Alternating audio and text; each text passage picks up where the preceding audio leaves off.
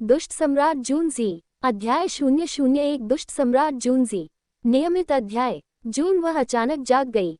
उसका दाहिना हाथ सहज ही जमीन पर थपथपाने लगा और कागज के टुकड़ों से पहले ही उछलने का इरादा कर रहा था। यह एक खतरनाक जगह थी जहां जिंदगी और मौत का बस एक बाल की दूरी पर ही था। उसे तुरंत वहां से निकल जाना चाहिए।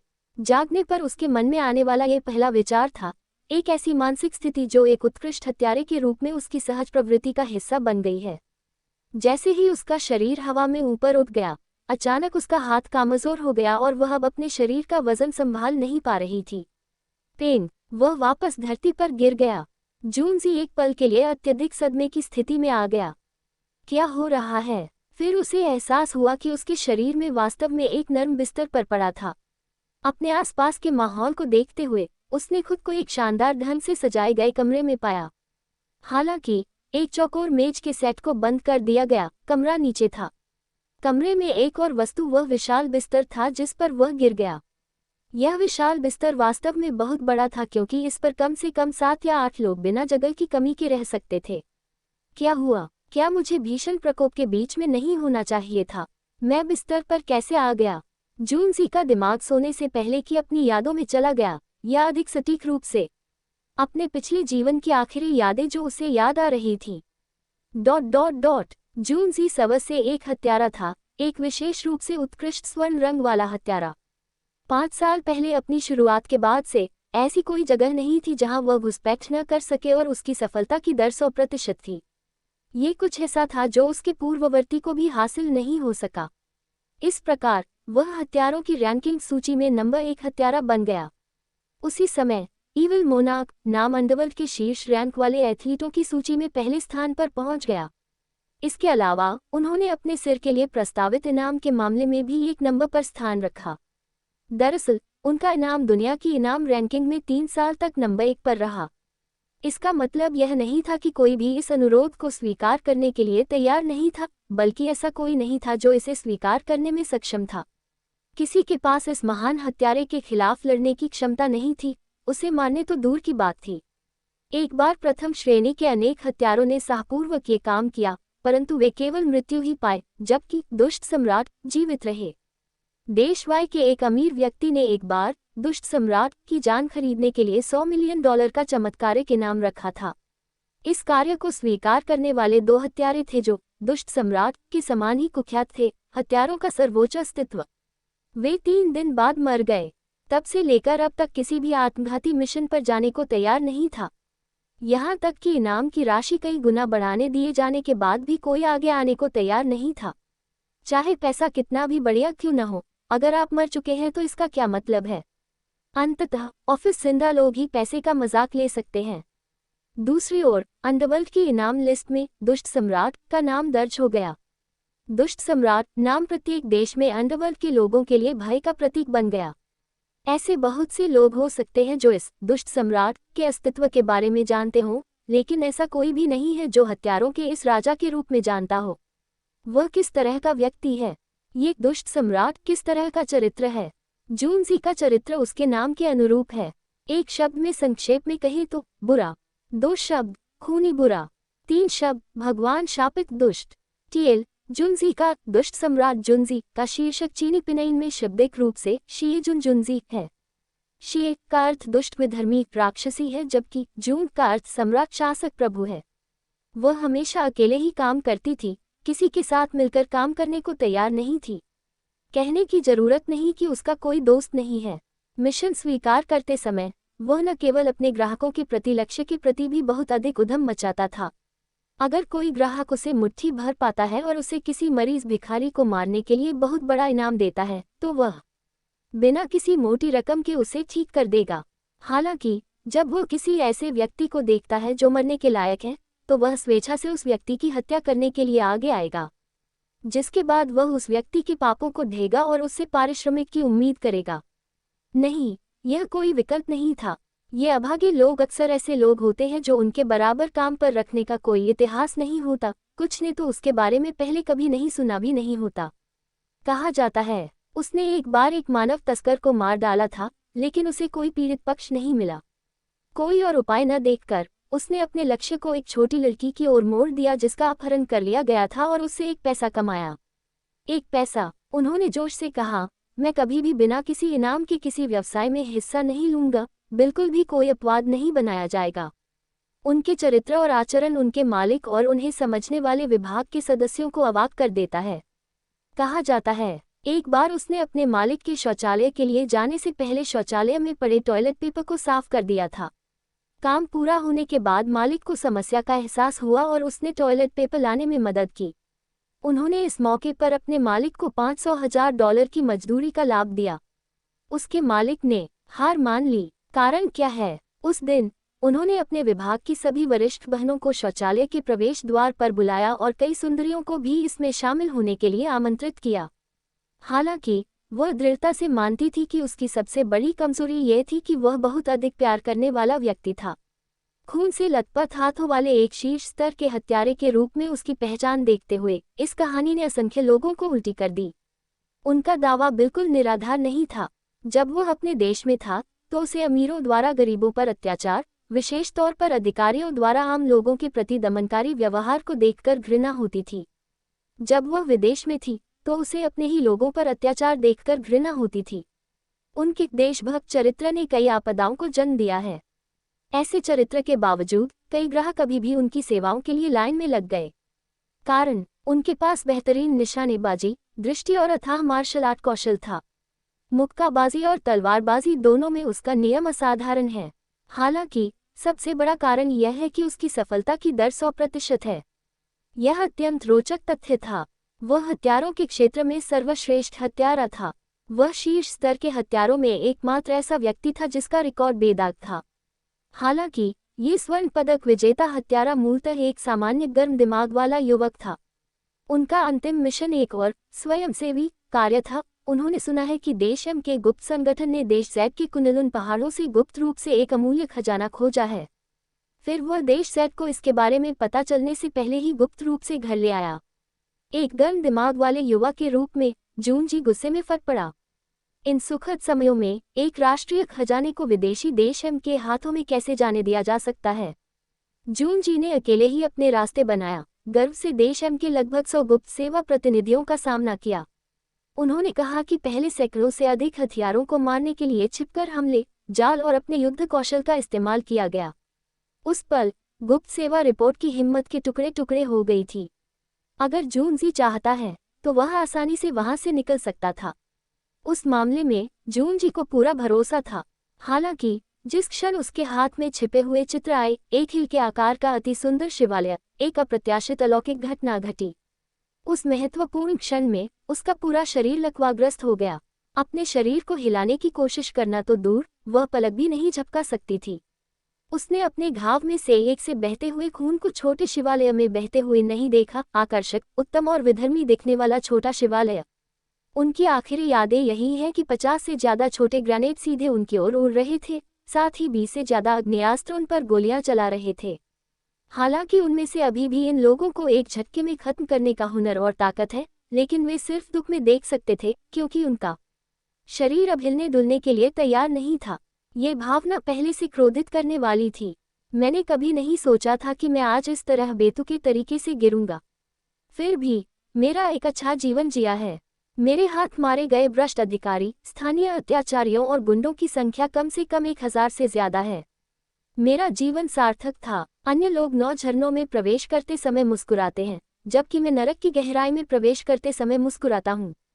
मेरा जीवन शानदार और भव्य रहा है। मुझे कोई पछतावा नहीं है। हालांकि मैंने कई लोगों को मारा है, लेकिन वे सभी बुरे हैं जो इसके लायक थे। अगर यह न्यायसंगत है तो किसी बात से क्यों डरना? भले ही यह कृत्य मुझे नर्क में ले जाए तो क्या? मारो, मारो, मारो, मारो, मारो, गंदे माल को खत्म करो, हर अपराधी को साफ करो। भले ही दुनिया मुझे एक हत्यारे के रूप में निंदा करे तो क्या? इस दुनिया में क्या कोई और है जो मेरी तरह जी सकता है? कितना आनंदमय और उत्तम जीवन। हा हा हा। उसकी बात पर जुनशी खुद को रोक नहीं सका और जोर से हंस पड़ा। Dot dot dot. युवा मास्टर, क्या आप ठीक हैं? उसके बगल से एक डरावनी आवाज आई जो उसकी हरकतों से घबराई हुई लग रही थी। आवाज में किसी के रोने का संकेत था। एक ठंडा सा हाथ उसके भगवान पर रखा हुआ था। युवा गुरु, यह कोई सपना नहीं है, ये नर्क भी नहीं है। जूनजी जाग गया। वह तुरंत अपनी आंखें खोली। फिर अचानक उसके दिल से यादें का एक समूह निकल पड़ा।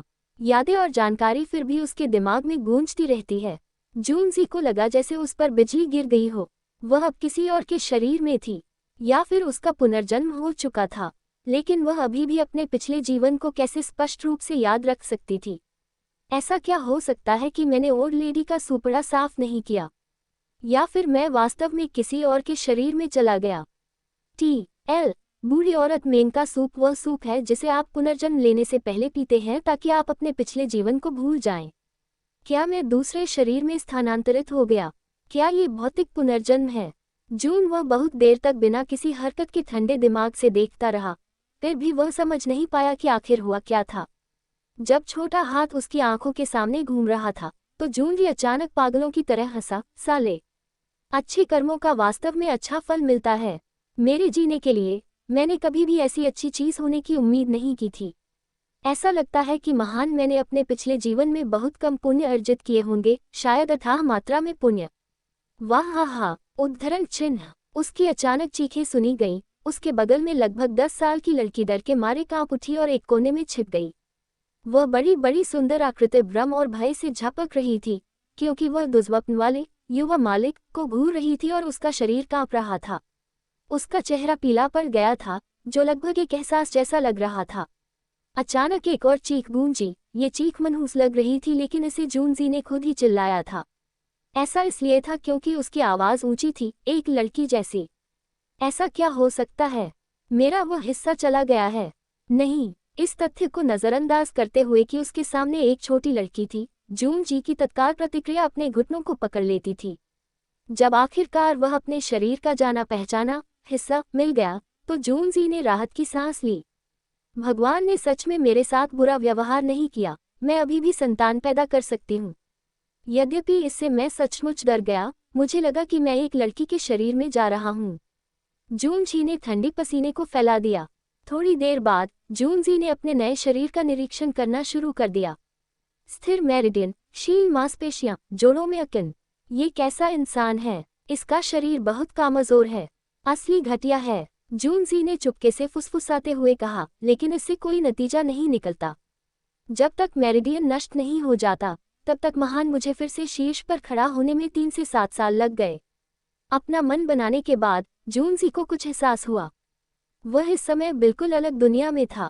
चाहे वह इसे कैसे भी देखे, वह पृथ्वी दिखती ही नहीं जिससे वह परिचित होता। वह इस समय इस दुनिया में अकेला था। न तो उसे कुछ समझ में आता था और न ही वह कुछ जानता था। इस दुनिया के नियम क्या थे, ये दुनिया क्या थी, इन सभी पहलुओं को ध्यान में रखने के बाद वह जैसी क्षमता वाला एक निराश हत्यारा भी निराश होने से बच नहीं सका। पुराने जमाने के साज सामान और बिस्तर तथा शरीर पर पहने कपड़ों को देखकर, जो उस समय के कपड़ों से बिल्कुल अलग थे, उनकी न मरने की खुशी कम होने लगी। उसकी जगह एक उलझन की भावना फैलाने लगी। ऐसा लगता है कि यह सच है, मुझे दूसरा मौका दिया गया है। ये किसी के लिए भी बहुत रोमांचक संभावना होनी चाहिए थी, लेकिन अचानक उसके दिल में अनेक क्षति और दर्द की भावना उभर आई। यह एक सूक्ष्म भावना थी जिसका कोई पूर्वाभास नहीं था, इसलिए उसकी नाक में कड़कपन महसूस हुआ। उसका सूखा पानी से भर गया, उसका दिल घुट गया। जूनजी का मुंह आत्महीनता से भर गया और वह अपने जीवन में पहली बार रो पड़ी। अपनी मातृभूमि और ग्रह को छोड़ना कठिन है। मुझे लगा कि मैं स्वतंत्र और आसान हो सकता हूँ। शुरू में मैंने सोचा था कि मैं इसे आसानी से छोड़ सकता हूँ। मेरे अंतिम डेटाबेस में यही मेरा विश्वास था। और फिर भी जब सब कुछ वास्तविक हो गया तो मुझे अचानक पता चला कि मैं इसे छोड़ नहीं सकता। मैं वास्तव में इसे छोड़ नहीं सकता। पहले मैं सोचता था कि मुझे दुनिया की कोई चिंता नहीं है, लेकिन अब मुझे अचानक एहसास हुआ कि जिन चीज़ों की मुझे परवाह है वे इतनी अधिक हैं कि मैं उन्हें गिन भी नहीं सकता। सबसे महत्वपूर्ण बात यह है कि इस अजनबी देश में मैं अपनापन नहीं पा सकता। अपनापन का एहसास। मेरी आत्मा सदैव एक बाहरी व्यक्ति रही है। जूनजी ने अपना चेहरा बंद कर लिया और धीरे धीरे अपना सिर एक तरफ मोड़ लिया। जब कोई नहीं देख सकता था तो एक आंसू पैच नीचे गिर गया। ये 2 दुनियाओं वाले एक आदमी का पहला सपना था। रोने वाले मर्दों को छोटी छोटी बातें समझो। हर किसी का एक समय आता है जब उन्हें दुख सहना पड़ता है। ... कांसे के शीशे में घूरते हुए उसने एक जवान और कुछ हद तक बचा हुआ चेहरा देखा। उसका चेहरा थोड़ा पतला दिखाई दे रहा था, उसके होंठ उभरे हुए थे, लंबी आंखें मंदिर की ओर ऊपर की ओर झुकी हुई थी और सुंदर आंखों का एक सेट तीखा एहसास दे रहा था। जूनजी ने जोर से हंसते हुए कहा, मुझे कहना होगा, इस बच्चे के पास कुछ अच्छे दिखने वाले, काफी सुंदर हैं, लेकिन वह थोड़ा ज्यादा फूल वाले लड़के जैसा दिखता है और उसकी आवाज बहुत ज्यादा एक डरपोक की तरह है। अपने पिछले जीवन को याद करते हुए उसका रूप बस प्रभावशाली और मारक शक्ति से भरा था। भले ही उसका रूप बिल्कुल लोकप्रिय प्रकार का नहीं था, उसकी आंखें थोड़ी छोटी, थोड़ी पतली थी, उसकी नाक भी 1 पॉइंट कम थी। जबकि उसका समग्र रूप औसत लगता है, कम से कम वह एक मानक पुरुष था। भले ही इन फूल लड़कों में कुछ असली पुरुष हैं, लेकिन वह व्यक्तिगत रूप से उन्हें नीचा देखता है। वह कैसे उम्मीद कर सकता था कि वह एक फूल लड़के के शरीर में बदल जाएगा। यह उल्लेख करने की आवश्यकता नहीं है कि यह काफी सुंदर फूल लड़का था। नो वी एल्बिन सी ओम पर नवीनतम नोवेल्स प्राप्त करें। क्या तुम ही हो जो मुझे यहाँ लेकर आए हो, दोस्त? उसके दाहिने हाथ ने धीरे से उसकी बाईं कलाई को सहलाया जहाँ एक बहुत छोटा सा पगोडा पैटर्न दिखाई दे रहा था। पगोडा पैटर्न टैटू जैसा दिख रहा था। जून जेड के चेहरे पर गर्व की झलक दिख रही थी, यहाँ तक कि जब मैं पुनर्जन्म ले चुका था तब भी मैं इसे विदेशियों के हाथों में पड़ने देने के बजाय सुरक्षित रखने में कामयाब रहा। पगोडा के आकार का पैटर्न कोई और नहीं बल्कि वह सुंदर पगोडा था जिसके लिए जूनजी ने अपनी जान दे दी थी। भले ही यह उसके हाथ पर एक छोटे से टैटू में बदल गया हो, लेकिन जूनजी पूरे विश्वास के साथ कह सकता है कि यह वही पगोडा था जिसके बारे में बात की जा रही थी। वह ये नहीं बता पाया कि उसे यह कैसे पता चला, बस इतना ही कि उसका दिल उसे ऐसा कह रहा था। एक वास्तविक और फिर भी रहस्यमय एहसास। अध्याय 0-0 जीवन से उपजी एक नियमित अध्याय। जून मोक्सी वर्तमान में 16 वर्ष का है। वह तियानजियांग साम्राज्य के जून कबीले की युवा पीढ़ी का एकमात्र वंशज है। एक आलसी, बेकार, मुफ्तखोर, समाज का मैल और उच्च स्तर का व्यभिचारी। सीधे शब्दों में कहें तो वह एक विशिष्ट परजीवी कीड़ा है जिसका कोई मूल्य या जीवित रहने का कोई कारण नहीं है। ये जूनशी द्वारा यहाँ स्थानांतरित होने के बाद अपनाई गई नई पहचान के बारे में सामान्य जानकारी है। कोई आश्चर्य नहीं कि तुम्हारा शरीर मेरे कब्जे में आ गया। मुझे जूनजी नाम दिया गया और उपनाम ईविल मोनाक दिया गया। दूसरी तरफ तुम्हें मोक्सी नाम दिया गया। क्या तुम्हें शर्म नहीं आती? इसमें कोई अन्याय नहीं है। टीएल, यह एक और चीनी पिनईन मामला है। जून मोक्सी का किरदार मोजी है जिसका मतलब है बुराई मत करो। यंग मास्टर जून की यादें और उनके पिछले सभी कामों को याद करते हुए जूनजी ने गहरी सांस ली। अगर उसे अपने पिछले जन्म में ऐसा कोई बदमाश मिलता तो वह उसे स्वेच्छा से मार देता। वह जितने भी शरीर ले सकता था उनमें से उसे समाज का ये गंदा आदमी क्यों चाहिए था? जूनजी को बुद्ध की शिक्षाओं में कारण और प्रभाव के नियमों के बारे में एक वाक्यांश याद आ गया। अगर कोई व्यक्ति बहुत सारे सूअरों को मारता है तो वह व्यक्ति अगले जन्म में सूअर के रूप में पुनर्जन्म लेगा। ऐसा लगता है कि इन शब्दों में कुछ सच्चाई है। जूनजी ने अपने पिछले जन्म में जितने भी बदमाशों को मारा है वह वास्तव में एक बड़ी राशि है।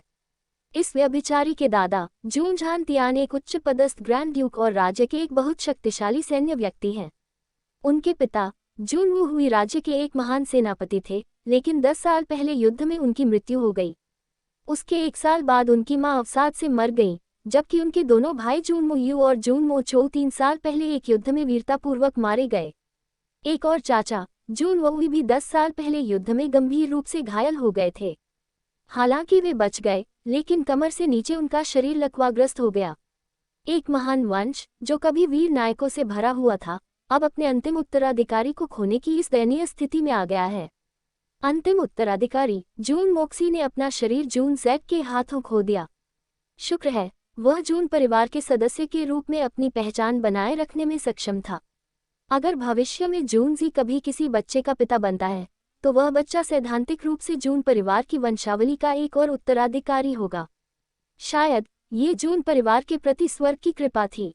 चूंकि यह स्वर्ग की इच्छा है तो मैं इस तथ्य पर विचार करूंगा कि हम दोनों जून वंश के हैं और आपके लिए स्थिति का सामना करूंगा।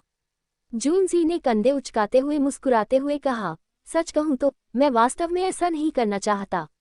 इस तरह के घटिया शरीर और घटिया प्रतिष्ठा के साथ मैं केवल कल्पना कर सकता हूं कि इसके कारण मुझे कितनी पीड़ा का सामना करना पड़ेगा।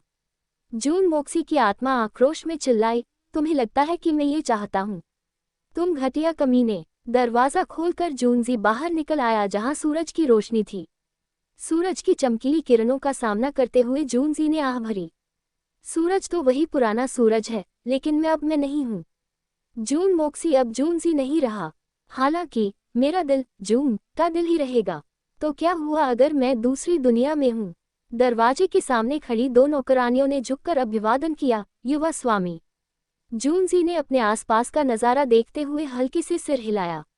उसने देखा कि 4 नौकरानियां कुछ दूर पर ही किसी काम में व्यस्त थीं, इसलिए वह अपना सिर हिलाए बिना नहीं रह सका। जूनजी ने चारों ओर देखा। अन्य युवा स्वामियों की सेवा मोहक सुंदरियां करती हैं, लेकिन जो उसकी सेवा करती हैं वे सभी आंटियों के स्तर की हैं। एकमात्र अपवाद 11 वर्षीय लोलिता होगी। पीछे मुड़कर देखें तो इन सभी नौकरानियों की व्यवस्था उसके दादा ने की थी। इन सभी नौकरानियों में एक खासियत है, वे बहुत स्वस्थ और मजबूत हैं। बस उनके मांसल पैरों को देखें, वे एक पेड़ को भी शर्मसार कर सकते हैं। वे क्या कर रहे हैं? अपना सिर उठाते हुए उसने दूर खड़ी कई नौकरानियों की ओर अपनी थोड़ी से इशारा किया। जूनजी ने पूछा। वे युवा मास्टर को पक्षियों और कुत्तों के साथ साथ उन लड़ाकू जानवरों को खिलाने में मदद कर रहे हैं। एक बूढ़ी नौकरानी ने अपना सिर नीचा करते हुए जवाब दिया। ओह! जूनजी उस क्षेत्र में टहलते हुए गया। क्या अनोखा नज़ारा था। जॉर्डेनिया के ऊपर व्यवस्थित तरीके से 7 से 8 पिंजरे रखे गए थे, जिनमें कई अलग अलग रंग के पक्षी थे जो जीवंत तरीके से इधर उधर उछल रहे थे। कुछ ही दूरी पर कुछ बड़े कुत्ते अपनी जीभ बाहर निकाले हुए जमीन पर लेटे हुए थे, हर एक के दिमाग में मल था। कुछ दूरी पर कई बांसों से झींगुरों की आवाज़ आ रही थी। इसकी आवाज़ से ऐसा लगता है कि ये उच्च श्रेणी की युद्ध कौशल वाली कोई दुर्लभ नस्ल है। ऐसा लगता है कि मूल युवा स्वामी के शौक बहुत विविध थे। वास्तव में वहाँ एक पिंजरा था जिसमें 2 रंग बिरंगे फुफकारते सांप रखे हुए थे। जूनजी ने अपने आसपास के माहौल को देखते हुए घृणा से भौहें से कुड़ी। जितनी जल्दी हो सके इन सब को बेचने के लिए कोई ढूंढो। जो नहीं बिक पा रहे हैं उन्हें फेंक दो, या तो ऐसा करो या फिर उन्हें उनके मांस के लिए मार डालो। उन्हें यहाँ रखने से लोग बीमार हो जाएंगे। यह एक मानव आवासीय क्षेत्र है, कोई चिड़ियाघर नहीं। क्या? ये शब्द सुनकर जूनजी के पीछे चल रही 6 नौकरानियां और छोटी लोलिता की आंखें आश्चर्य से फटी रह गईं। उन्होंने सिर उठाया और अपने युवा स्वामी को अचंभित होकर देखा। उस समय उन सभी सातों के मन में एक ही विचार आया। क्या युवा स्वामी आज पागल हो गए हैं? ये सभी अविश्वसनीय रूप से अत्यधिक कीमत पर खरीदे गए थे। ये आपके अनमोल खजाने हैं। क्या आप आज ये सब बेचकर कल फिर से खरीदना चाहते हैं? ओह, उन सांपों को मत बेचना। जब मैं वापस आऊंगा तो मैं उनका सूप बनाऊंगा। जूनजी बिना पीछे देखे आगे बढ़ गया। अवाक! वे एक बगीचे, कई मंडपों, एक ड्रिल फील्ड से होते हुए आगे बढ़ते रहे, फिर एक बहुत बड़े तालाब के चारों ओर चले गए। फिर वह दादा जून के निवास तक पहुंचने से पहले पेड़ों की 2 पंक्तियों के बीच एक सड़क से होते हुए आधे घंटे तक और चले। जूनजी ने पाया कि उसका अपना निवास और दादा जून का निवास क्रमशः दक्षिण और उत्तर में स्थित है। यदि कोई उनके बीच की दूरी को एक सीधी रेखा में मापता है तो यह संभवतः लगभग 6 ली होगी। ऐसा लगता है कि उनके कबीले का वर्तमान आकार काफी बड़ा है। अगर याददाश्त सही है तो यह इस राज्य की राजधानी होनी चाहिए। कबीले के लिए राजधानी में शाही महल को छोड़कर कई दसियों मीटर के क्षेत्र में एक निवास होना, शायद केवल कुछ मुट्ठी भर परिवार ही हैं जो समान उपलब्धि हासिल कर सकते हैं। TL लॉन्ग आवर या क्षितिज मानक समय के 2 घंटे हैं। 1 मी 0.3 मील या 0.5 किलोमीटर है। 1 मी लगभग 666.6 वर्ग मीटर है। दादाजी जून अपनी मेज के पीछे बैठे थे। हालांकि उनकी उम्र 60 साल से ज्यादा है, फिर भी उनके बाल काले और चमकदार हैं। उन्हें देखकर कोई भी उन्हें 40 साल का समझ सकता है। उनका राजसी चेहरा लाचारी से भरा हुआ था क्योंकि उन्होंने अपने पोते को आलस से कमजोर तरीके से प्रवेश करते देखा था। वे लगभग अपना आपा खो बैठे थे। जून झान तियान गरीब पैदा हुआ था, फिर वह अपनी युवावस्था में एक सेनापति बन गया। दुनिया भर में लड़ता रहा। उसका नाम हर राज्य की सैन्य ताकतों में आतंक लाता था। न केवल उसके पास बेहतर सैन्य रणनीति है, बल्कि वह तियानजियांग साम्राज्य के कुछ लोगों में से एक था जो पृथ्वी जुबान रैंक के साधना स्तर के साथ था। चरित्र में गहन स्थिरता के साथ संपन्न, वह खुशी या गुस्से की परवाह किए बिना एक शांत बाहरी बनाए रख सकता है। युवावस्था में ही गरीबी से उठकर सेनापति बनने की उनकी क्षमता ने उनकी योग्यता को साबित कर दिया। कितने लोग इस उपलब्धि को दोहरा सकते हैं? सेनापति बनने में कितना समय लगता है? और फिर भी वह अपनी युवावस्था में ही वहां तक पहुंचने में सफल रहे। जून झांतियान ने एक गरीब से लेकर एक उच्च पदस्थ ग्रैंड ड्यूक बनने तक का संघर्ष किया। उसे ये सब करने में पूरे 40 साल लगे। भले ही यह कहा जाता है कि समय के प्रवाह से नायक बनते हैं, लेकिन महाद्वीप के इतिहास के आधार पर ऐसे नायकों की संख्या बहुत कम है। हालांकि जब भी वह अपने इकलौते पोते को देखता तो खुद को असहाय महसूस करता। उसका विकास किसी निराशा से कम नहीं था। दादाजी जून वास्तव में यह नहीं समझ पाए कि प्रबंधन के उच्च स्तर के अलावा उनके परिवार की वंशावली इस बेकार के मैल को कैसे जन्म दे सकती है। ये बदमाश न तो साहित्य जानता है और न ही मार्शल आर्ट। वह एक किताब उठाते ही चक्कर खा जाएगा और अभ्यास शब्द सुनते ही जादुई खरगोश से भी तेजी से गायब हो जाएगा। अन्य परिवारों के पोते परिपूर्ण हैं, कम उम्र में ही अपना नाम बना चुके हैं। उनकी जुबान किवी की खेती सही रास्ते पर है, कम से कम 5वां स्तर या उससे ऊपर। दूसरी ओर उनके अपने प्यारे पोते ने 5 शिक्षकों को छोड़ने के लिए मजबूर किया है और जुबान किवी की उनकी खेती केवल एक दयनीय 3रे स्तर पर है। वह पहले से ही एक निराशाजनक व्यक्ति था, लेकिन उसने खुद को खाना पीना, जुआ खेलना और वेश्याओं के पास जाना भी सिखाया और इन क्षेत्रों में एक प्रतिष्ठित प्रतिभाशाली व्यक्ति बन गया। दादाजी जून अपने समय के नायक थे और फिर भी उनका पोता इस तरह का था। कमजोर सांस लेते हुए दादाजी जून ने अपने 2 अन्य पोते पोतियों को याद किया, काश वे अभी भी जीवित होते। फिर उन्होंने खुद को नीचा दिखाने वाली हंसी निकाली। अगर वे दोनों अभी भी जीवित होते तो क्या वे इस एकमात्र जीवित वंश को अब तक लाड़ प्यार करते। जब उसने सुना कि उसका बेटा वो हुई युद्ध में मारा गया तो उसने बिना रोए धैर्यपूर्वक सब कुछ सह लिया। उसने यहाँ तक दावा किया कि उसका बेटा एक बहादुर नायक था। जब उसके 2 पोते मोयू और मोचो भी युद्ध के मैदान में मारे गए तो उसने एक बार फिर अपने आंसू रोक लिए, क्योंकि उसके पोते बहादुर नायक थे। फिर वही जीवन भर के लिए अपंग हो गया, जिससे पहली बार उसकी आंखों से आंसू बह निकले। फिर भी उसका दिल अभी भी खुश था, क्योंकि अभी भी उम्मीद है। किस्मत से उसका अभी भी एक पोता है। जून परिवार का वंश आगे बढ़ सकता है। दुर्भाग्य से पोता एक छोटा सा कमीना निकला, दीवारों पर एक धब्बा जिसे किसी भी तरह से विकसित नहीं किया जा सकता है। मैं इसमें क्या कर सकता हूँ? मैंने सुना है कि तुम कल रात बिस्तर से गिर गए थे और तुम बेहोश हो गए। क्या ये सच है? जून झांतियान ने अपनी भावनाओं को छिपाते हुए तिरस्कारपूर्वक पूछा। हाँ, जून जी ने अपना सिर उठाया। उसका दिल आंशिक रूप से संदिग्ध था, लेकिन आखिरकार उसे समझ में आने लगा। अपने दिमाग में बची यादों के जरिए वह इस सवाल को छोड़कर किसी भी सवाल का जवाब दे सकता था। दरअसल ये सवाल लगातार उसके दिमाग में घूम रहा था। जब वह आज सुबह उठा तो उसे इस शरीर में कुछ भी असामान्य नहीं लगा, तो वह इस शरीर में कैसे आ गया? इस समय वह स्पष्ट रूप से अनुमान लगाने में सक्षम था कि यह कमीना सोते समय अपने बिस्तर से गिर गया होगा और गिरने से मर गया होगा। ये व्यक्ति वास्तव में व्यभिचारियों के बीच चैंपियन है, एक आदर्श व्यक्ति। ये सोचना कि बिस्तर से गिरने से वास्तव में मरना संभव है। जुनजी का हृदय सच्ची प्रशंसा से भर गया। ऐसे विशेषज्ञ के साथ सम्मानपूर्वक व्यवहार किया जाना चाहिए। क्या हुआ? दादाजी जून ने मेज पर जोर से हाथ मारा। उसे घूरते हुए जूनजी की सुस्त आकृति को देखकर वह खुद को चिल्लाने से नहीं रोक सका। तुम बेकार की चीज हो। तुम्हें भी एहसास नहीं है कि कोई तुम्हारी हत्या करने की कोशिश कर रहा था। अगर मैंने तुम्हारे लिए सुरक्षा की व्यवस्था नहीं की होती तो अब तक शायद तुम राजा यम से मिल चुके होते। अपने आप को देखो, क्या तुम मुझे कुछ भी नहीं बता सकते? TL राजा यम नरक के राजा हैं।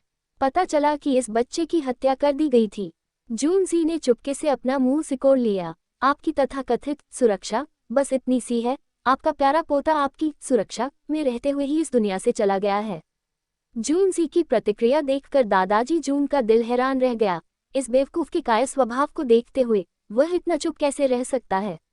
उस समय अगर उसे पता चलता कि कोई उसकी हत्या करने की कोशिश कर रहा है तो वह बहुत शोर मचाता।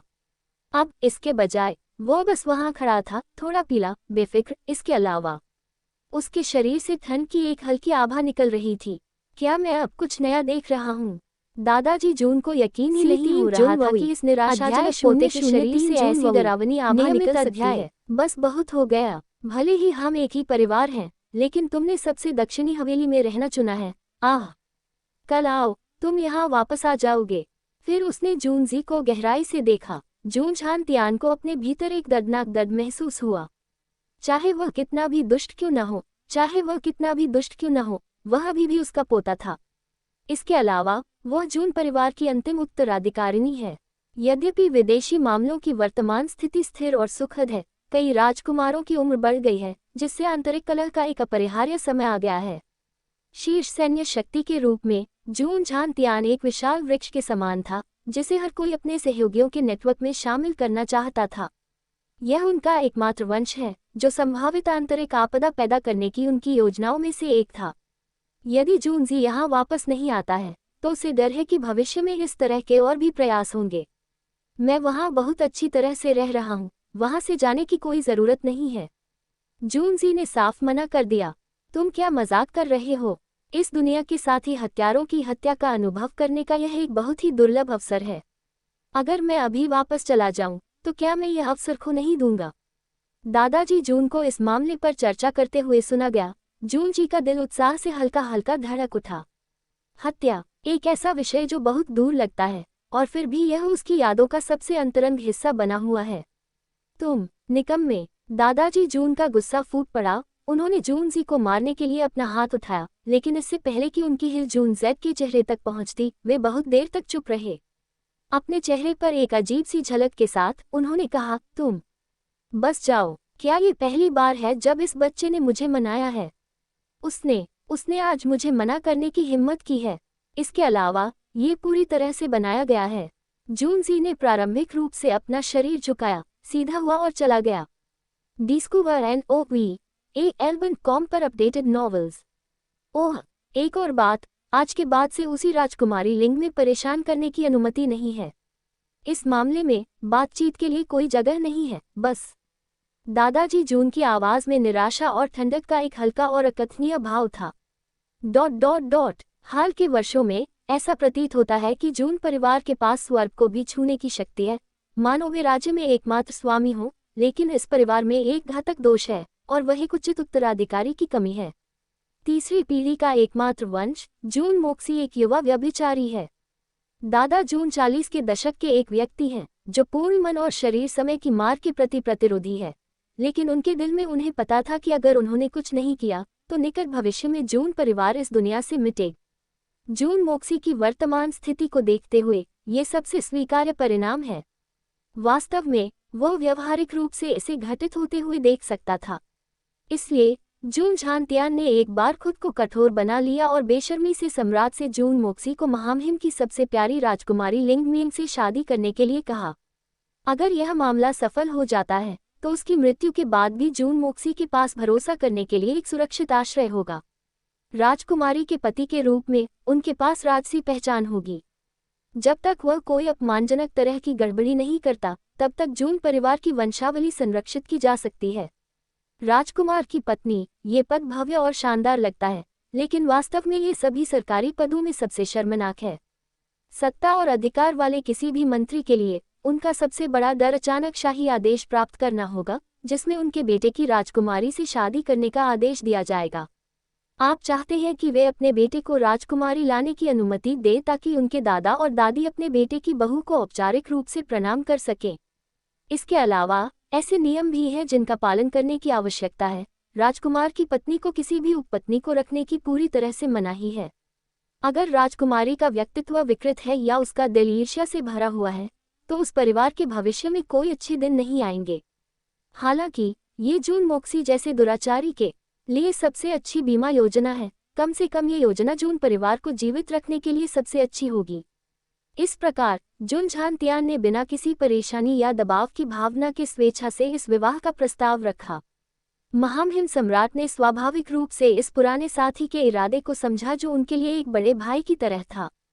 जबकि महामहिम जून झांतियान की दुर्दशा से द्रवित थे, जून मोक्सी के इतिहास और उसके द्वारा किए गए सभी कार्यों को देखने के बाद राजकुमारी लिंगमेन के इनकार के अलावा उन्हें लंबे समय तक सावधानीपूर्वक विचार करने के बाद प्रस्ताव को अस्वीकार करना पड़ा।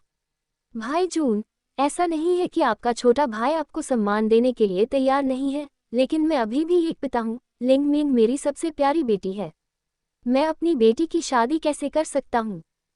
महामहिम ने अपनी बात पूरी करने से पहले अपना सिर नीचे कर लिया, जिससे जून झांतियान की सांस रुक गई। एक पिता अपनी बेटी के लिए विचारशील।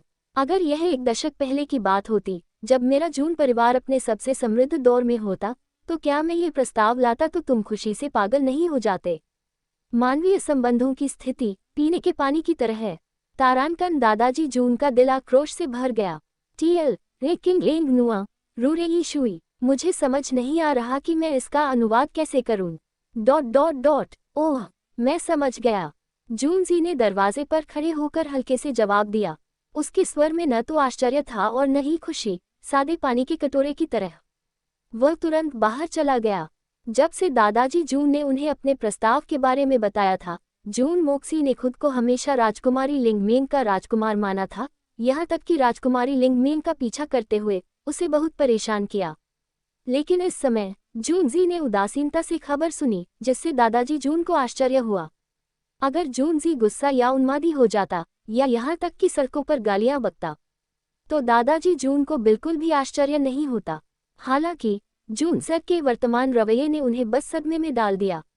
क्या बिस्तर से नीचे गिरने से उसके चरित्र में बदलाव आया? दादाजी जून ने अपनी दाढ़ी को सहलाया और जा रहे जूनजी की पीठ पर गहरी नजर डाली। कुछ ही देर बाद जून झानत्यान ने ताली बजाते हुए कहा, रात में यंग मास्टर की सुरक्षा के लिए कुछ और विशेषज्ञों की व्यवस्था करो। मैं नहीं चाहता कि कोई और दुर्घटना घटे। अगर तुम्हें कोई संदिग्ध व्यक्ति दिखे तो बिना किसी हिचकिचाहट के उसे वहीं मार डालो। दूसरी बार ऐसा करने के बारे में सोचना भी मत। तुम्हें लगता है कि तुम यहाँ आकर जून झानत्यान के पोते की जान ले सकते हो? दादाजी जून की आंखों में ठंडक चमक उठी।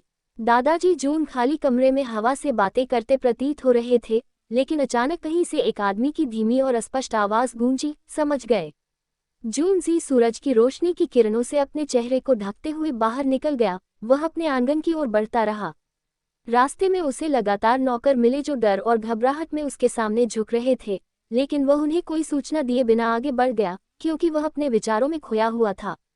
कोई नहीं जानता था कि इस समय जूनशी के दिल में क्या विचार गूंज रहा था। हत्यारा क्या होता है? जैसा कि नाम से पता चलता है, हत्यारा वह होता है जो हत्या करता है। हम अंधकार के हाथ हैं। इस शब्द को हमेशा याद रखें, अंधकार। हत्यारा हमेशा एक भ्रमपूर्ण अस्तित्व होता है जो हवा की तरह प्रवेश करता है और शून्य में गायब हो जाता है। एक सफल हत्यारा क्या होता है? अगर किसी को भी मरने से पहले पता न चले कि वह खून से लथपथ हाथों वाला हत्यारा है, तो वह एक सफल हत्यारा है। ऐसी स्थिति में एक सुपर हत्यारे की योग्यता क्या है? हत्यारे की यह तथाकथित योग्यता किसी भी माहौल और परिस्थिति में खुद को घुसाने की क्षमता है। विद्वानों के बीच में रखे जाने पर वह कवि में बदल जाएगा, चित्रकारों के बीच में वह एक कलाकार में बदल जाएगा, बदमाशों के बीच में वह एक खलनायक में बदल जाएगा, समाजवादियों के बीच में वह एक कुलीन, एक सज्जन में बदल जाएगा, यौन अपराधियों के बीच में वह एक यौन शिकारी में बदल जाएगा, नायकों के बीच में वह एक अनुकरणीय चैंपियन में बदल जाएगा। रेगिस्तान में वह छिपकली है, मैदान में वह भेड़िया राजा है, पहाड़ों में वह जानवरों का राजा बाघ है, जब वह समुद्र के ऊपर तैरता है तो वह ज्वार लाने वाला ड्रैगन है। यह एक सफल हत्यारे का गुण है। जो केवल मारना जानता है वह अधिक से अधिक कसाई है। केवल वही व्यक्ति अच्छा हत्यारा माना जा सकता है जिसके मन में हत्या करते समय स्पष्ट लक्ष्य हो तथा जो हर बार सफल भी हो।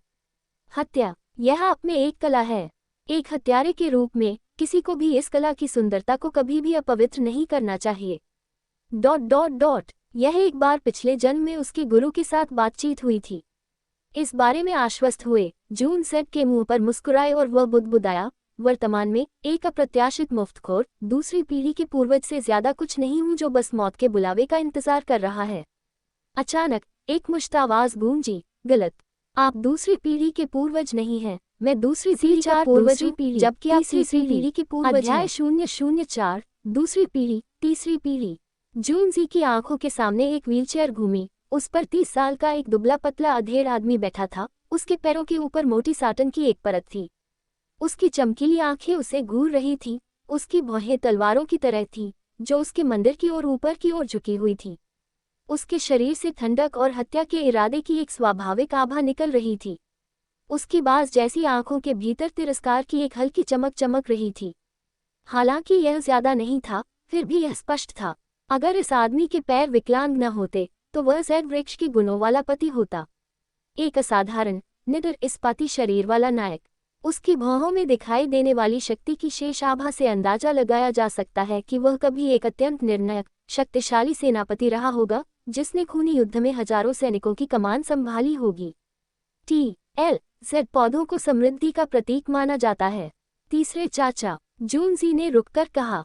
व्हीलचेयर पर बैठे जून वोई को देखकर जूनजी को अपनी यादों से याद आया कि यह तीसरा चाचा एक ऐसे व्यक्ति में बदल गया है जो बस व्हीलचेयर पर बैठा रह सकता है, कुछ भी करने में सक्षम नहीं है। एक और गड़बड़ मुफ्तखोर अपने समय का इंतजार कर रहा है।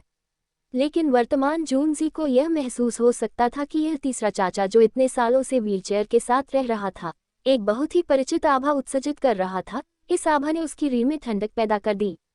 हत्या का इरादा। नोक वी एल्बन को पर अपडेट किए गए उपन्यास खोजें। हत्या का इरादा इतना गहरा था कि इसने जूनजी के दिल को भी हिला दिया।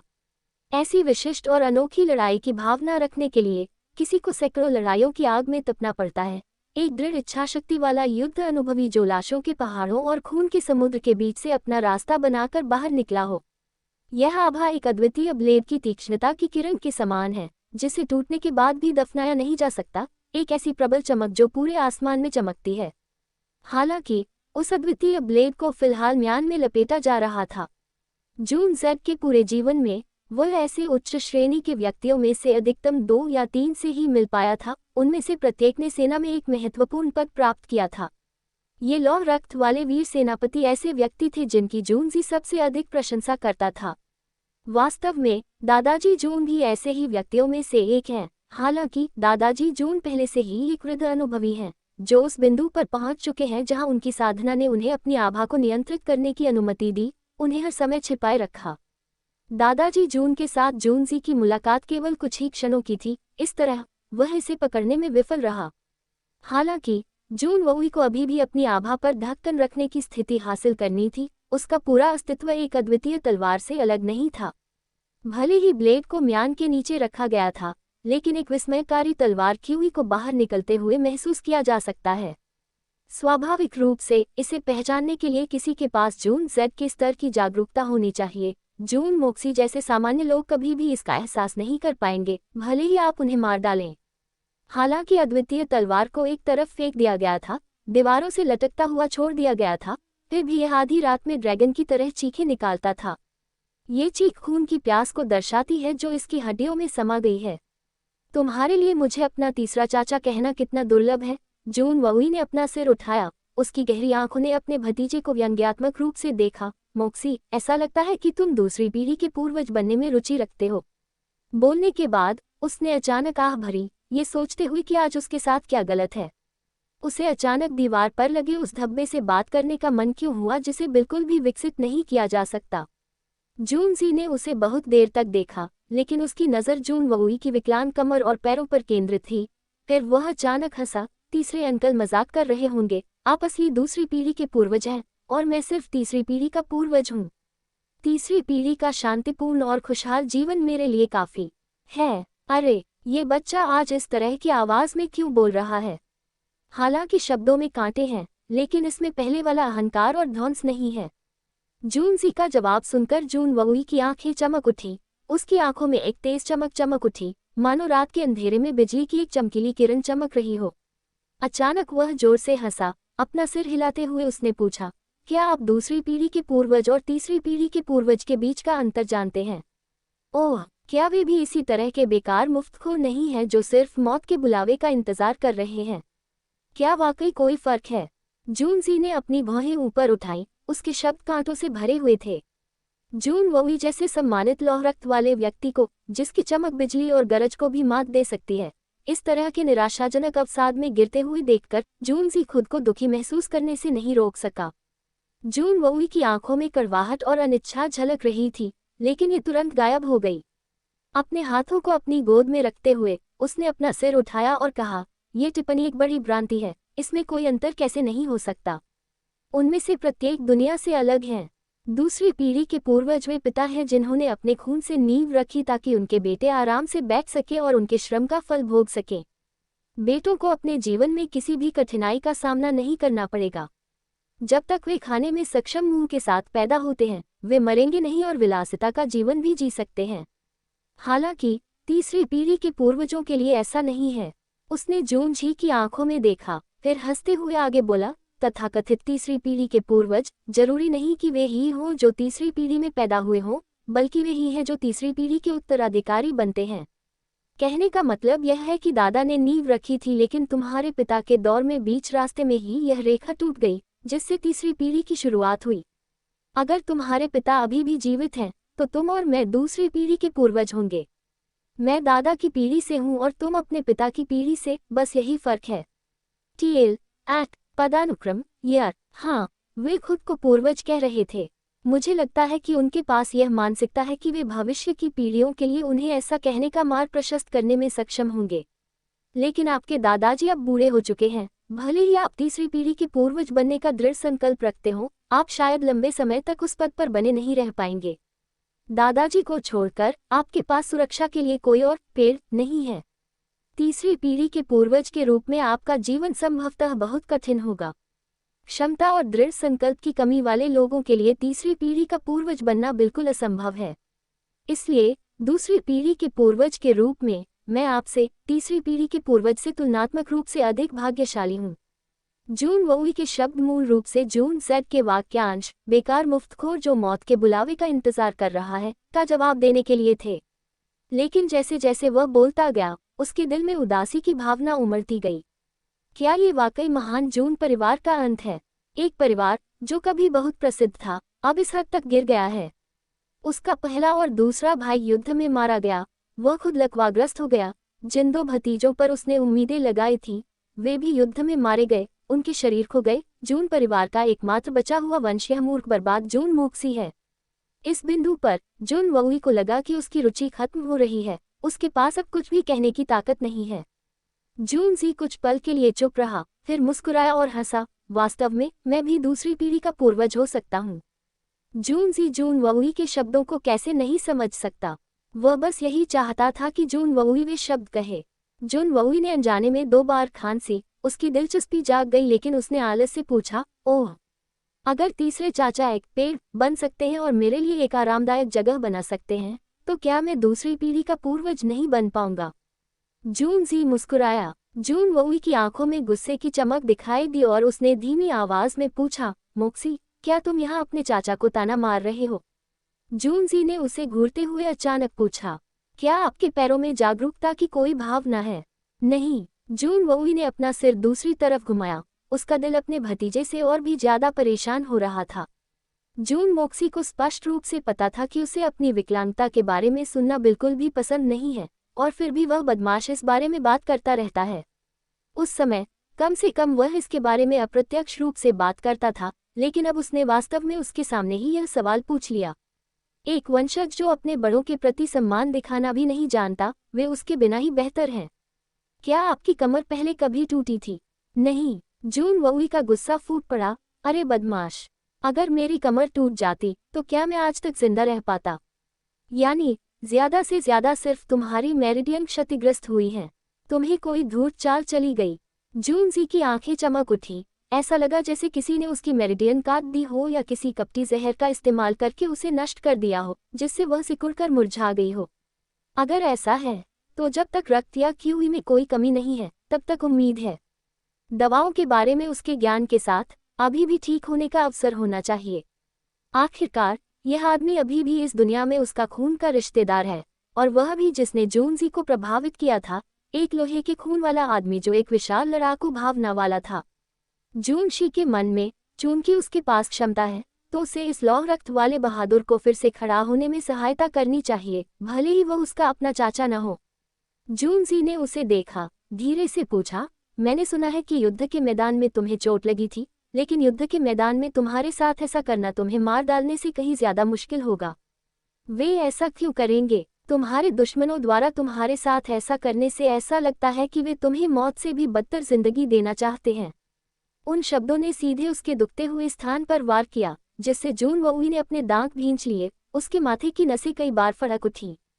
गहरी सांस लेते हुए, हाँफते हुए, वह मुश्किल से खुद को नियंत्रित कर पाया और फिर जवाब दिया, इसका तुमसे क्या लेना देना है? यह महसूस करते हुए कि उसने सही अनुमान लगाया है, जून शी मुस्कुराया। वह व्हीलचेयर को पकड़ते हुए आगे बढ़ा और पूछा, तीसरे अंकल, क्या आप बदला लेना चाहते हैं? अब मेरी तरफ देखो, क्या मैं बदला लेने की बात भी कर सकता हूँ? जून वोई का चेहरा लाल हो गया था, उसका चेहरा अस्थिर था, उसकी आंखों में अत्यधिक घृणा झलक रही थी। लंबे समय के बाद उसने एक आह भरी, वर्तमान में एक टोकरी के मामले से ज्यादा कुछ नहीं हूँ। जून शी ने धीरे से मुस्कुराते हुए कहा, क्या होगा अगर मेरे पास आपको फिर से खड़ा करने की क्षमता हो, तीसरे चाचा। ये वाक्य उसके कानों में बिजली की गड़गड़ाहट के समान था। आशा की किरण, अध्याय 005, आशा की किरण। यद्यपि जून शी के शब्द धीमी आवाज में बोले गए थे, जून वोई के लिए वे शब्द पूरे आसमान में गड़गड़ाहट के समान थे। अचानक जून वोई की आंखें चौड़ी हो गईं, उसके शरीर से बाहर की ओर चमकदार पीले रंग की चमक की एक परत निकली, जिससे दूसरे लोग उसकी ओर देखने की हिम्मत नहीं कर पाए। अपने शरीर से असामान्य रूप से शक्तिशाली ताकत को बाहर निकालते हुए उसने अचानक जून जी की बाह पकड़ ली और उत्सुकता से पूछा, मोक्सी, क्या तुम कह रहे हो कि तुम्हारे पास मुझे ठीक करने का उपाय है? ऐसा प्रतीत होता है कि स्वास्थ्य लाभ के उन कई वर्षों के दौरान जून वोई ने अपनी जुबान की साधना का अभ्यास करना कभी बंद नहीं किया था। पीली रोशनी की यह परत पृथ्वी जुबान श्रेणी के विशेषज्ञ की शक्ति का प्रतीक थी। भले ही वह अभी शुरुआती दौर में ही था, लेकिन उसकी उम्र के हिसाब से उसकी उपलब्धियां वाकई दुर्लभ हैं। तियानजियांग साम्राज्य में आप कितने पृथ्वी जुबान रैंक वाले विशेषज्ञ पा सकते हैं? जून वोई के लिए मात्र 30 वर्षों में पृथ्वी जुबान रैंक तक पहुंचना, यह उपलब्धि बस एक आकाश को हिला देने वाले प्रतिभाशाली व्यक्ति के बराबर थी। ये तो बताने की जरूरत नहीं है कि उसके निचले शरीर पर सभी मेरिडियन गंभीर रूप से दोषपूर्ण थे। अगर ये दोषपूर्ण नहीं होता तो उसकी ताकत निश्चित रूप से और भी उच्च स्तर पर पहुंच सकती थी। जून वोई की शक्तिशाली पकड़ के कारण जून शी की बांह से चटकने की आवाज आई। हालांकि उसका चेहरा शांत और उदासीन रहा, जैसे कि यह उसका अपना हाथ नहीं था जिसे पकड़ा जा रहा था। उसे एक रत्ती भी दर्द महसूस नहीं हुआ। उसने मुस्कुराते हुए जवाब दिया, मेरे पास कोई गारंटी नहीं है, लेकिन मैं कोशिश कर सकता हूँ। जून वोई को अचानक अपने आसपास का एहसास हुआ। उसने जल्दी से अपने हाथ पीछे खींच लिए। अपने हाथों को देखते हुए अचानक संदेह की लहर उसके ऊपर छा गई और वह जूनजी की ओर मुड़ा। क्या तुम्हें दर्द नहीं हो रहा था? तुम रो क्यों नहीं रही हो? मुझे दर्द हो रहा है, जूनजी ने हल्के से जवाब दिया। लेकिन अगर मैं रोऊंगी तो क्या दर्द बंद हो जाएगा? अगर ऐसा होगा तो मैं सबसे पहले जोर से रोऊंगी। दुर्भाग्य से चीजें उस तरह से नहीं होती हैं। जून जेड के चेहरे पर उदासीनता देखकर जून वोई बहुत चौंक गया। जून वोई ने उसे बहुत देर तक घूरा और अचानक जोर से हंसा। हाँ, अब तुम वाकई मुझे ये यकीन दिलाने में कामयाब हो गए हो कि तुम वाकई मुझे ठीक कर सकते हो। मेरा ये भतीजा पहले से अलग लग रहा है, जून वोई ने मन ही मन सोचा। फिलहाल जो करने की जरूरत है वह ये है कि नौकरों से हर रोज सुबह, दोपहर और शाम को एक बार आपके शरीर की मालिश करवाई जाए। अगर संभव हो तो मार्शल आर्ट की जानकारी रखने वाले नौकरों से मेरिडियन के साथ मालिश करवाएं। उपचार में से एक भी न चूकें। हर रात आपको एक लंबे घंटे 2 घंटे के लिए खुद को गर्म पानी में भिगोना होगा। कोई रुकावट नहीं होनी चाहिए। कुछ समय बाद जब मेरी तरफ से तैयारी पूरी हो जाएगी तब हम आपका उपचार शुरू कर सकते हैं। क्या ये ठीक है? जून जी मुस्कुराए। जून वोई ने धीरे धीरे अपनी भावनाओं को शांत किया, फिर गंभीरता से कहा, बहुत बढ़िया मोक्सी, थर्ड अंकल इस बार तुम पर भरोसा करेंगे। उसके दोनों हाथ धीरे धीरे मुट्ठी में बंध गए। जून वोई ने धीरे से कहा, भले ही यह विफल हो जाए मैं इसे स्वीकार करूंगा। उसने एक और हिस्सा अनकहा छोड़ दिया। भले ही तुम मेरे साथ खिलवाड़ कर रहे हो, मैं इसे भी स्वीकार करूंगा। आशा की एक किरण किसी भी आशा न होने से बेहतर है। इतने सालों के बाद मुझे लगता है कि तीसरे चाचा कई डॉक्टरों से मिलने गए होंगे। जून जी को लगा कि कुछ गड़बड़ है। जून वोई के शरीर की फिर से जांच करने के बाद उसे एहसास हुआ कि जून वोई की वर्तमान स्थिति वास्तव में आशावादी नहीं है। कमर के सभी मेरिडियन पूरी तरह से बंद हो गए थे। इसके अलावा एक विधर्मी दवा भी धीरे धीरे उसके मेरिडियन को नष्ट कर रही थी। अगर उसकी देखभाल और रखरखाव का उच्च स्तर न होता तो उसकी मांसपेशियां पहले ही शोष से ग्रस्त हो जाती। उस समय वो वास्तव में एक अपंग बन जाता जिसके ठीक होने की कोई संभावना नहीं होती। भले ही वे उच्च स्तरीय डॉक्टर उसे ठीक करने में असमर्थ हों, लेकिन उन्हें ये देखने में सक्षम होना चाहिए था। केवल इतना ही नहीं, राज्य के लगभग सभी जाने माने डॉक्टरों को मेरी जांच करने के लिए बुलाया गया है। न केवल मुझ पर एक कपटी कौशल से हमला किया गया था जिसने मेरे मेरिडियन को बंद कर दिया था, बल्कि मुझे एक बहुत ही अजीब और जहरीला जहर भी दिया गया था जिससे मेरी जिंदगी मौत से भी बदतर हो गई थी। जून वोई ने घृणा से भरे चेहरे के साथ जवाब दिया।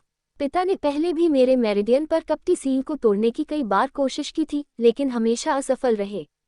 जहां तक उस अनाम जहर की बात है, कोई भी दवा उससे लड़ नहीं सकती। एकमात्र संभावना ये होगी कि इसे बाहर निकालने के लिए एक अत्यंत शक्तिशाली जुबान क्यू का उपयोग किया जाए। शायद मुझे ठीक करने का यही एकमात्र तरीका बचा हो। अगर ऐसा है तो फिर क्यों? जूनशी ने पूछा, लेकिन आधे रास्ते में ही रुक गया।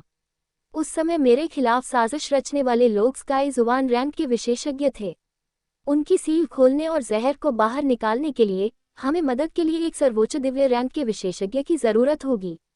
लेकिन सर्वोच्च दिव्य रैंक के विशेषज्ञ लगभग पौराणिक अस्तित्व वाले होते हैं, जो केवल संगठनों के प्रमुखों से मिलते हैं, न कि संगठन के अंतिम लोगों से। सबसे बुरी बात यह है कि मेरी चोट का इलाज करने के बाद सर्वोच्च दिव्य विशेषज्ञ जहर के गंभीर संपर्क के कारण अपनी आधी ताकत खो देंगे और उनके ठीक होने की कोई संभावना नहीं होगी। जून वोई ने कड़वाहट से मुस्कुराते हुए कहा, कौन सा सर्वोच्च दिव्य रैंक वाला विशेषज्ञ मेरे लिए इतना बड़ा बलिदान देगा? मोक्सी, साधना के सर्वोच्च दिव्य स्तर को प्राप्त करना स्वर्ग में चढ़ने जितना कठिन है। कौन अपने सही दिमाग में संभवतः मेरे लिए अपने जीवन की आधी साधना को त्याग देगा? NO12.com पर अपडेट की गई कहानियां पढ़ें। कितना क्रूर हाथ है तुम्हें ऐसी स्थिति में फेंकना जहां तुम जानते हो कि तुम्हारे साथ कैसा व्यवहार किया जाना चाहिए और फिर भी वह आशा अप्राप्य है। जूनजी ने अपना सिर हिलाया। ऐसा लगता है कि इस आदमी की तुम्हारे प्रति नफरत सामान्य से परे है। तुम्हें पीड़ा पहुंचाने के लिए इस तरह के भयावह तरीके का उपयोग करते हुए उसका इरादा शायद तुम्हें न तो जीवन का मार्ग देना है, न ही मरने की इच्छा। जूनजी ने एक पल के लिए विराम लिया, फिर अप्रत्याशित रूप से पूछा, क्या वे लोग हमारे परिवार के खून के दुश्मन हैं? मोक्सी, तुमने मेरे लिए इलाज का तरीका कहाँ से ढूंढा? जूनजी के सवाल ने जून वोई की आंखों में दर्द भर दिया। उसने सवाल का जवाब नहीं दिया, बल्कि उसने जूनजी को एक मूल्यांकन भाव से देखा। आज ऐसा लग रहा है जैसे तुम बिल्कुल अलग इंसान हो। ईमानदारी से कहूं तो तीसरे चाचा की बीमारी हमेशा मेरे दिमाग में रहती है, दिन हो या रात। जूनजी ने पसीना बहाते हुए कहा, इलाज का ये तरीका बस कुछ हिस्सा है जो मुझे संयोग से मिला है, लेकिन ये बहुत प्रभावी लगता है, इसलिए मैंने सोचा कि मुझे इसे आजमाना चाहिए। तीसरे चाचा, हम अजनबी नहीं हैं, ये स्वाभाविक है कि मैं तीसरे चाचा के ठीक होने की कामना करूंगा। सच कहूं तो यह मेरे लिए भी है। मैं तीसरे चाचा द्वारा संरक्षित होना चाहता हूं और दूसरी पीढ़ी के पूर्वज के रूप में एक स्थिर जीवन जीना चाहता हूं। इसमें मदद नहीं की जा सकती, मैं बस ऐसा ही व्यक्ति हूं। हाँ, बदबूदार बच्चा, जून वोई ने उपहास किया और फिर अचानक गंभीर होते हुए उसने कहा, मोक्सी, चाहे ये सफल हो या असफल, तीसरे चाचा तुम्हारी इस दयालुता को स्वीकार करेंगे। उसकी आवाज़ जोरदार और स्पष्ट थी। तीसरे अंकल, बस उस दिन का इंतजार करें जब आप मुझे आश्रय दे सके, इस तरह मैं एक सामान्य दूसरी पीढ़ी का पूर्वज बन पाऊंगा। हाँ। जूनजी ने अपना मन बनाने से पहले फिर से जांच की। जब तक वह अपने पिछले जीवन की तुलना में अपनी आंतरिक ऊर्जा को थोड़ा बढ़ा सकता है, एक्यूपंक्चर और औषधीय दवाओं के अपने व्यक्तिगत ज्ञान के साथ, वह जून वोई को ठीक करने के लिए 3 आयामी उपचार पद्धति का उपयोग करने में सक्षम होगा। जून वोई को धीरे धीरे खुद को ठीक करने के लिए मालिश करवाने का कारण मुख्य रूप से समय खरीदना था। वर्तमान में उसके पास आंतरिक ऊर्जा का जरा भी अंश नहीं है। एक्यूपंक्चर उपचार को काम